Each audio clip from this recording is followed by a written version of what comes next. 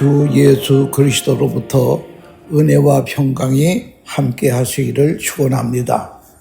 오늘은 베드로전서 4장 7절 8절의 말씀을 봉독합니다. 만물이 마지막이 가까웠으니 그러므로 너희는 정신을 차리고 근신하여 기도하라. 무엇보다 뜨겁게 사랑할지니 사랑은 허다한 죄를 덮느니라 하는 말씀이 있습니다. 이 본문은 베드로 사도께서 스데반이 순교한 이후에 전 세계로 흩어지기 시작한 그리스도인들이 타국에서 객지 생활을 하면서 환난과 핍박을 받고 있는 것을 보시고 사도 베드로가 그들을 위로하기 위해서 쓴 하나님의 말씀이라고 하는 것입니다.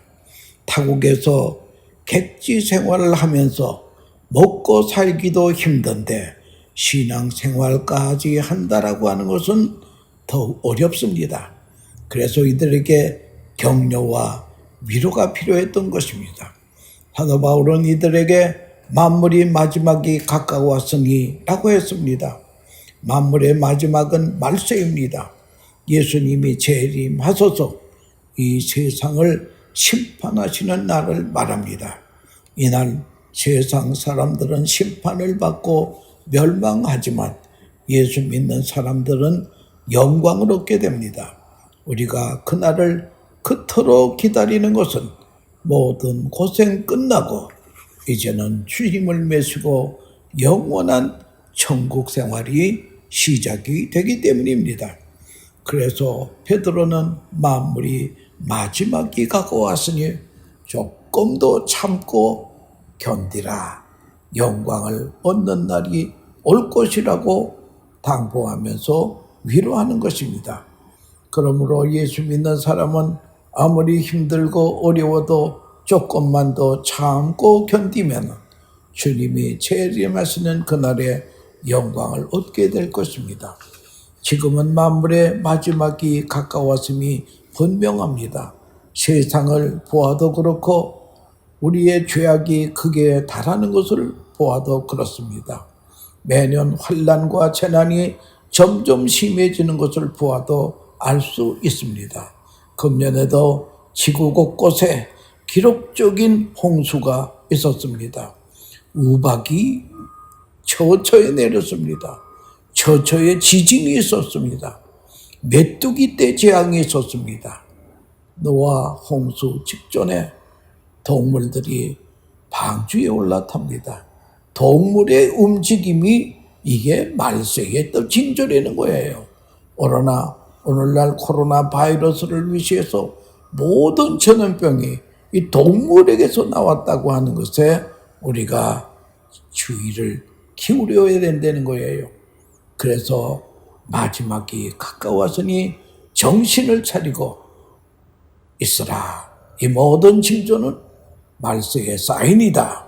그래서 베드로후서는 3장 10절 이하에 그러나 주의 날이 도둑같이 오리니 그날에는 하늘이 큰 소리로 떠나가고 물질을 뜨거운 불에 풀어지고 땅과 그 중에 있는 모든 것이 드러나리라고 하였습니다.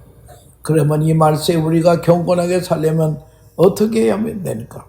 오늘 본문에 보면 정신을 차리고 근신하며 기도해야 합니다.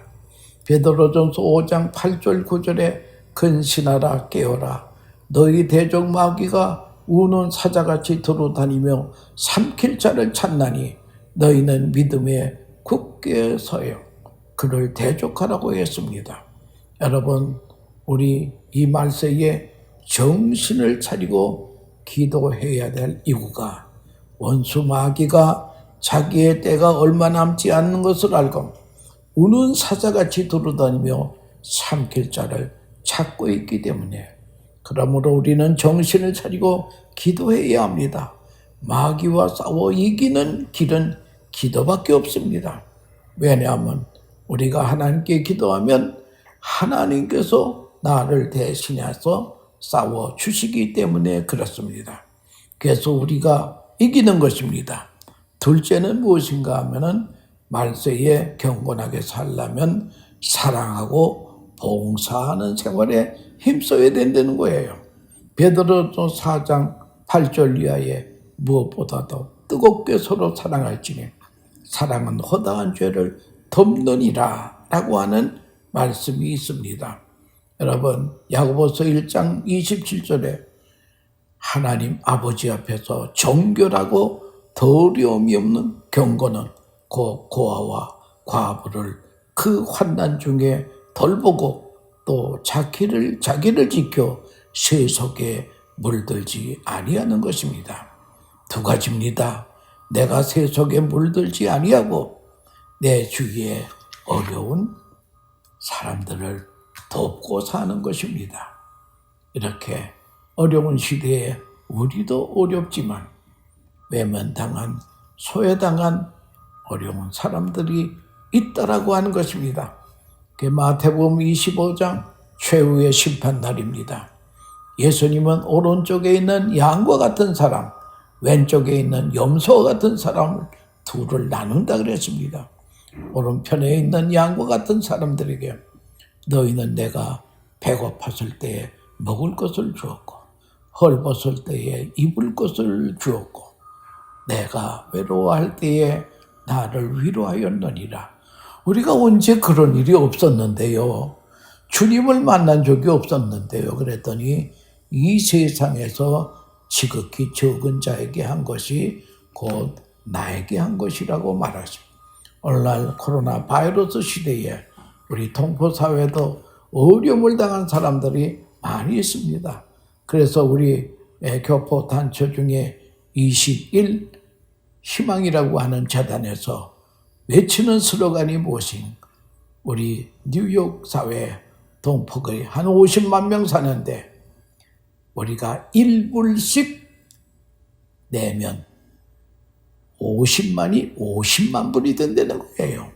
그 50만 불 되면 뭔들 못하겠습니까? 많은 소외당한 사람을 우리가 도울 수가 있다고 하는 것입니다. 오스트리아의 유명한 정신학자인 아들러 박사에게 아주 심한 우울증 여자 환자가 찾아왔습니다. 이 박사가 그 여인하고 오래 상담을 해봤더니 이 여인의 병의 원인은 극단적인 이기주의예요. 그래서 이 여인에게 약을 10봉지 지어주면서 매일 식사 후에 요거 한 봉지씩 입에 털어놓으세요. 그러면 열흘 후면은 당신의 병은 씻은 듯이 날 것입니까? 날 것입니다. 그랬더니 이 우울증 환자 여인은 너무나 기뻐서 감사하다고 하면서 가려고 할 때에 잠깐, 근데 그 약이 효과가 나려면요 하루에 10가지씩 남을 돕는 일, 남에게 유익을 끼치는 일을 10번씩은 해야 됩니다. 그러니까 이 여인도 병이 나아야 되니까 알겠습니다 하고 집에 돌아가서는 집안 청소도 하고 설거지도 하고 마당도 쓸고 지나가는 그 노인의 짐을 들어주기도 하고 이렇게 남을 섬기는 일을 매일매일 10가지씩 합니다. 그런데 한 7일쯤 됐더니요 이상하게도 입맛이 돌고요 잠도 잘 오고요 얼굴도 옛날 얼굴이 아니에요 푸근해졌습니다. 야, 그 약이 신통하구나 그렇게 하면서 열심히 3일을 더 채워가지고 했더니 병이 다 났습니다. 너무 신기하고 감사해서 아들러 박사에게 찾아가서 하는 말이 선생님 돈은 얼마든지 드릴 테니까 약 10봉지만 더 해주세요. 그럴 때에 그 아들러 박사가 여인에게 당신의 병을 고친 것은 그 약이 아니라 매일 10번씩 남을 위해서 희생하고 봉사하는 그것이 당신의 병을 고쳐서 예수님께서도 주는 것이 받는 것보다 복이 있다함을 기억하라고 하셨으니 이제는 주는 일을 섬기는 일을 열심히 해주세요. 그리고 그 약은 그저 우유가루에다가 약간의 설탕을 넣은 것뿐이니까 10봉지 아니라 20봉지라도 해 잡수세요 했기 때문에 그 여인은 이렇게 섬기는 일로 말미암아 우울증에서 완전히 해방이 됐다라고 하는 것입니다. 그러니까 남을 섬기는 게 나를 위한 것이라고 하는 것을 우리가 알아야 될 것입니다. 말세에 우리가 경건하게 살려면 입 관리를 잘해야 됩니다. 야고보서 1장 26절에 누구든지 스스로 경건하다 생각하며 자기의 혀를 재갈 물리지 아니하고 자기의 마음을 속이면 이 사람의 경건은 헛것이라고 말씀했습니다. 야고보서 3장 1절 이하에 보면 작은 혀가 얼마나 위험하고 큰 영향을 주는지를 예를 들어서 경고합니다.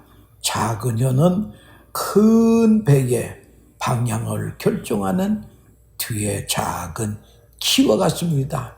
키 조절을 잘못하면 암초에 걸리고 큰 배가 파손이 됩니다. 여러분, 입술은 키와 같은 거라는 거예요. 또 작은 혀는 불씨와 같아서 불씨 하나가 큰 산을 태워버린다는 거예요. 여러분, 불이라고 하는 것은 인류 문명에 크게 공헌한 것도 있지만 많은 손해도 냈습니다. 불은 잘 사용하면 큰 복이 되지만 잘못 사용하면 큰 재해가 된다라고 하는 것을 알고 우리도 우리의 입이 절제해야 됩니다. 우리의 입도 경건해야 된다라고 하는 것을 알아야 됩니다. 성경에 보면 사람은 입술의 열매만큼 산다. 좋은 말 많이 한 사람은 그만큼 좋은 일이 많이 생긴다는 거예요. 악한 말을 많이 하는 사람은 그 악한 열매가 있다는 거예요. 그래서 우리가 입 조심을 해야 된다. 사람은 입술의 열매만큼 산다. 말이라고 하는 것은 한 번 나간 다음에는 사병을 감당해야 없어진다고 하는 그런 말이 있기 때문에 우리가 입 조심을 잘해야 됩니다. 감사의 말을 해야 됩니다. 격려의 말을 해야 됩니다. 남을 사랑하는 말을 많이 해야 된다는 거예요. 위대한 화가 미켈란젤로가 한 파티에 초청이 되었습니다. 파티에 참석한 사람들은 가만히 그 대화를 보니까 남을 흉보고 공격하면서 껄껄댔습니다.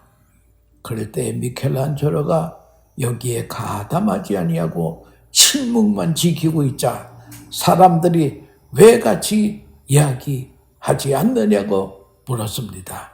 그럴 때 미켈란젤로가 내가 한 그림을 생각하고 있습니다. 그러면 그 그림을 한번 좀 그려보시오. 그래서 미켈란젤로는 화폭에 흰 물감을 칠한 뒤에 가운데 까만 점 하나를 찍었습니다. 그리고 사람들에게 무엇이 보이느냐고 물었습니다. 사람들은 까만 점이 보인다고 했습니다. 미켈란젤로는 자기의 눈에는 하얀 것만 보인다고 하면서 당신네들은 남의 허물만 보고 들춰내리리라 하고 했습니다. 마음이 삐뚤어진 사람은 항상 부정적인 것만 봅니다. 여러분, 함부로 말하고 판단하고 정죄하는 것은 큰 죄를 범한다고 하는 것을 알아야 될 것입니다. 미국의 윌리엄 제임스라고 하는 철학자가요, 참된 교회란 어떤 교회냐라고 하는 것을 세 가지로 말하고 있는데요. 첫째는 거룩하고 활기찬 예배가 있는 교회. 거룩만 찾다가 지루하고 활기만 찾다가는 깊이가 없습니다. 거룩하면서 활기가 넘치는 예배를 드리는 교회. 두 번째는 응답받는 기도가 있는 교회. 여러분, 우리가 기도의 응답을 받으면 나에게도 유익하지만 먼저 하나님께 영광이 돌려진다라고 하는 것입니다. 요한복음 14장 13절에 너희가 내 이름으로 무엇을 구하든지 내가 행하리니 이는 아버지로 하여금 아들로 말미암아 영광을 받으시게 하려 함이라. 기도가 응답됨으로 하나님께 영광이 돌려진다는 거예요. 세 번째는 바른 신앙 고백을 하는 교회가 있어야 된대요. 오래 신앙생활이라도 무엇을 믿는지 모르고 사는 사람들이 그렇게 많다라고 하는 것입니다. 죄 용서함 받았는지, 지금 죽어도 천국에 갈 수 있겠는지, 이 신앙 고백이 그만 불분명한 사람이 많다는 거예요. 이런 사람들이 평소에는 문제가 없지만요, 시험을 당하면 축풍 낙엽식으로 다 떨어진다는 거예요. 이렇게 믿다가 천국 간다는 것은 여러분 안 된다고 하는 거예요. 확실히 천국과 지옥이 있는 것을 믿어야 된다는 거예요. 그러기 위해서는 5가지 신앙 고백이 확실해야 해요. 창조 신앙입니다. 두 번째는 임마누엘 하나님, 늘 하나님이 우리와 함께 계시다. 세 번째는 십자가와 신앙, 네 번째는 부활의 신앙, 5번은 천국 신앙입니다. 지금 죽어도 나는 확실히 천국에 들어갈 수 있더라고 하는 그런 신앙의 고백이 있어야 된다는 거예요. 오늘 우리가 생각하려고 하는 것은 천국 신앙입니다. 미국 하버드 대학의 뇌과학 전문 의사인 이벤 알렉산더라고 하는 분이 프루브 오브 헤븐이라는 책을 썼습니다. 이 한국말로 번역이 되어 있는데 나는 천국을 보았다라고 하는 책입니다. 이분이 현대의학으로는 고칠 수 없는 불치의 병에 걸렸습니다. 그러다 죽었습니다. 죽었는데 닷새 만에 깨어난 거예요. 죽어 있을 동안에 천국을 가보았습니다. 그 본 것을 책으로 썼습니다.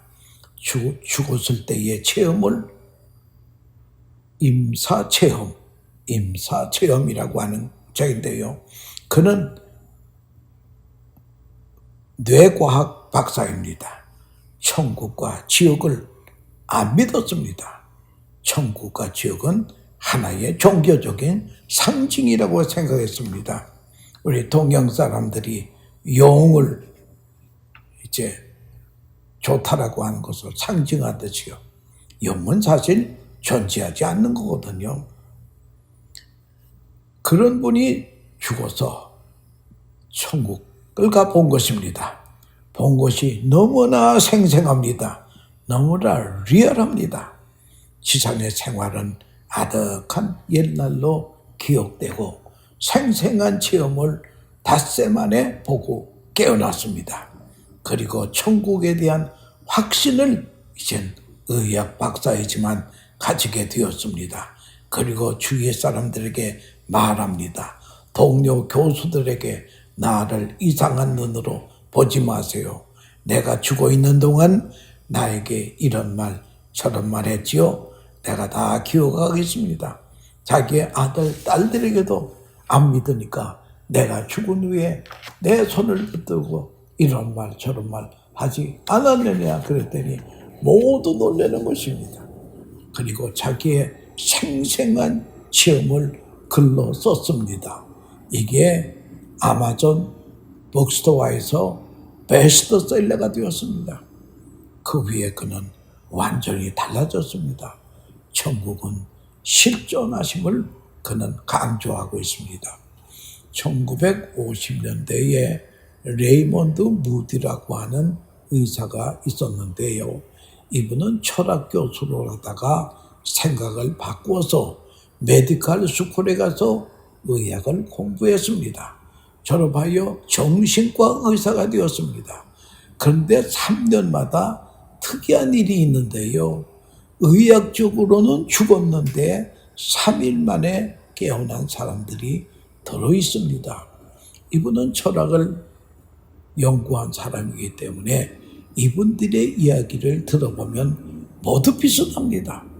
그래서 잠시 휴직서를 내고 전 세계 대학병원에 서신을 보냈습니다. 귀 병원에서 의학적으로는 죽었는데 죽었다가 깨어난 사람의 사례가 있으면 연락 주시오. 제가 논문을 쓰고 있는 중입니다. 그 후에 150건이 들어왔습니다.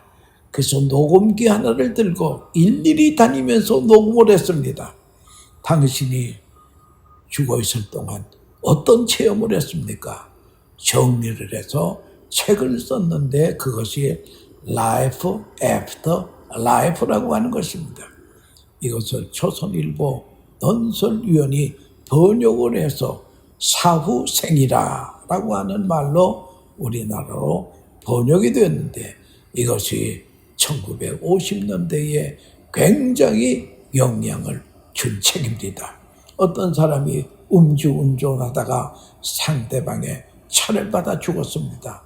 운전대에 자기가 피를 흘리며 죽은 것을 자기가 보았다는 거예요. 어떤 분은 집에서 심장마비로 쓰러졌는데 아내가 울면서 응급차를 부르며 당황하는 것을 자기가 다 보았다는 거예요. 죽은 사람이 어떤 사람은요, 죽은 사람이 컴컴한 터널 같은 곳을 지났습니다. 나와서 넓은 데로 나왔는데 아주 빛난 광채가 나는 분을 만납니다. 이 분을 만났는데 반응이 두 가지라는 거예요. 빛 대신 분을 보는 순간 평생 못된 짓 한 것이 영화에 필름 돌아가듯이 쫙 돌아가되는 거예요. 빛 대신 그분 앞에 너무 부끄러워서 도망치는 사람이 있더라는 거예요. 또 어떤 분은 빛 대신 분을 만나니까 너무 반가워서 달려가 앵기더라는 거예요. 이들은 세상에서 예수를 구주로 믿은 경건한 신앙생활한 사람입니다. 빛나는 분이 두 가지 질문을 하는데 그대는 지상에 있는 동안 사람을 얼마나 사랑했느냐 이걸 묻더라는 거예요. 그러니까 이게 빛나는 분이 예수님이십니다. 두 번째는 그대는 지상에서 자신에게 주어진 사명을 잘 감당하다 왔느냐. 여러분, 하나님이 사람을 세상을 보내실 때는 그냥 놀다 오라고 보내신 게 아니에요. 누구나 우리에게 사명, 미션을 줬다는 거예요. 사명 감당하라고 오라고 하는 것입니다. 이 두 질문을 공통적으로 구원받은 사람이 받았다고 하는 것입니다. 그렇게 깨어난 사례가 150건이 되었는데요. 그리고 깨어난 뒤에 죽었다가 살아난 사람들이 깨어난 뒤에 공통점이 세 가지가 있다는 거예요. 첫째는 아무도 전도 안 했는데 교회에 제 발로 찾아 들어갔다는 거예요. 두 번째는 알코올 중독으로 운전하다가 죽은 사람도 자기 힘으로 술을 끊더라는 거예요. 마약하다가 죽은 사람이 자기 힘으로 마약을 끊더라는 거예요. 옛날에 구습을 누가 아무 말 안 했는데도 천국 갔다 온 사람은 그것을 스스로 정리하더라고 하는 것입니다.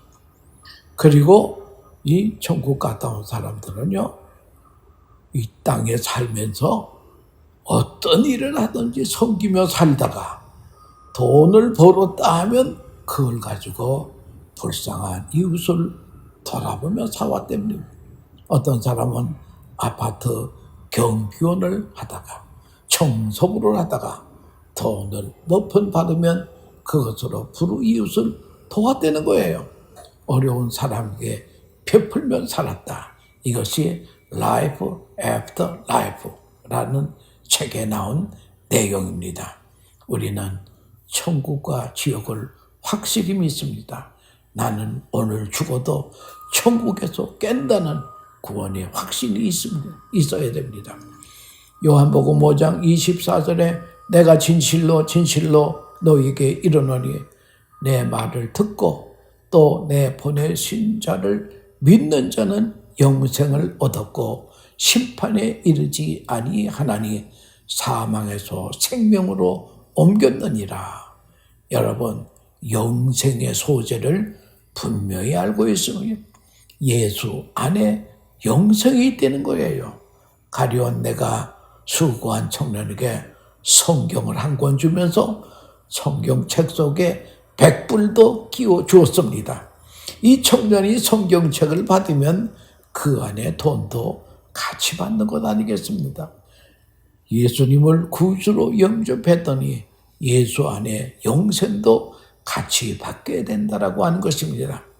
오늘 죽으면 천국 갈 수 있다고 믿는 사람 손들라 하면 100명 중에서 한 30명 정도가 손을 듭니다. 갈 수 없다고 하는 사람은 손들어 보시오. 그러면 한 10명 손듭니다. 그럼 나머지 60명은 무엇입니까?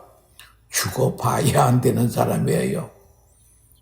이렇게 신앙생활 오래 하면서 교회 장로, 권사, 집사, 직분을 받았는데도 구원의 확신을 없이 생활하는 사람이 많다라고 하는 것이 그게 문제라고 하는 것입니다.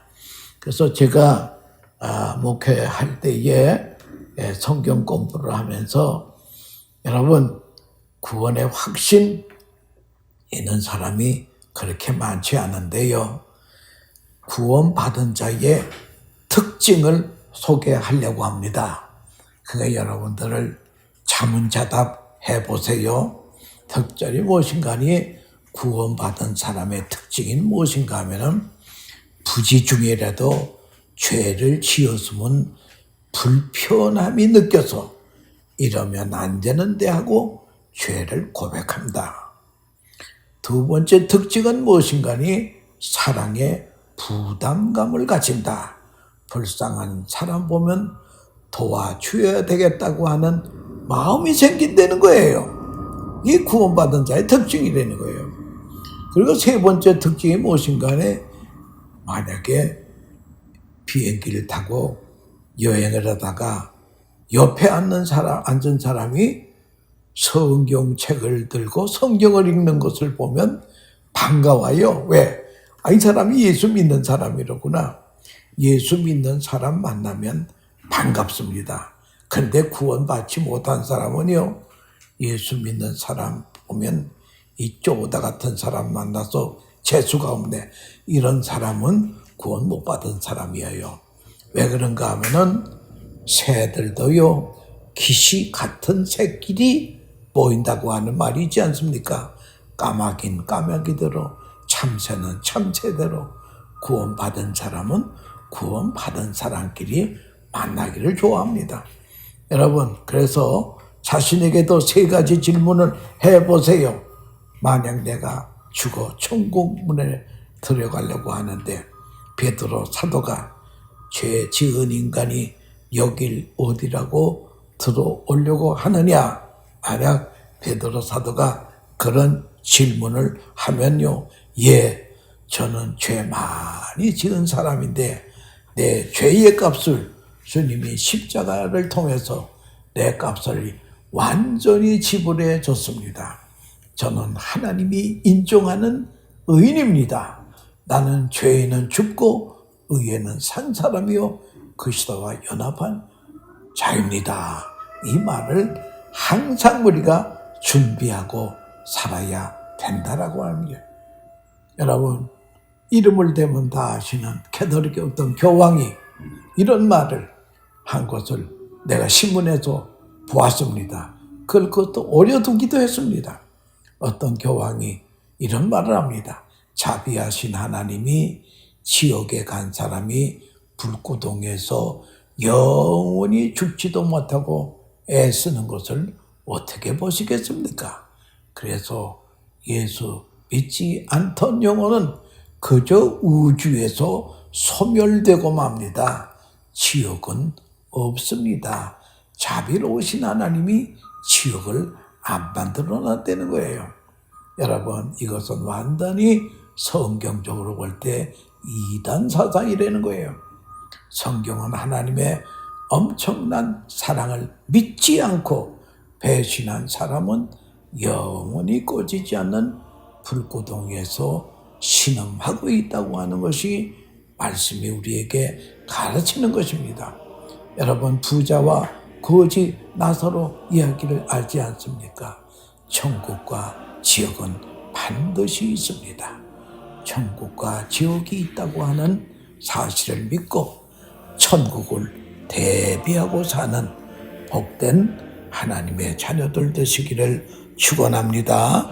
감사합니다.